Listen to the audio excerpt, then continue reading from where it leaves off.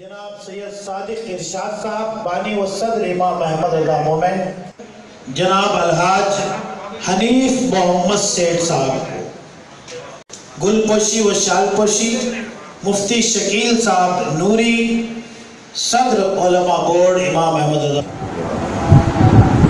انہوں نے اپنی کتابوں کے ذریعے پیغام دیا وہ یہ کہ دنیا میں جو لوگ ہیں انہیں عشق رسول میں جینا چاہیے، عشق رسول میں مرنا چاہیے، اور ساتھ ساتھ علمی اعتبار سے انہیں بہت باوقار ہونا چاہیے، اسی بات ہے معاشی اعتبار سے انہیں مضبوط رہنا چاہیے۔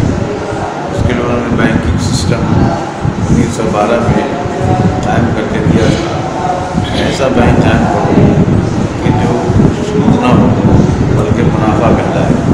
اس کے لیے کتاب لکھا انہوں نے یہ کافی تاثیر درا ہے۔ بینکنگ سسٹم پہ بہت اچھا مضبوط ہو، اس پہ اگر کام کیا جاتا تو آج جو معاشی اعتبار سے مسلمان کمزور ہیں۔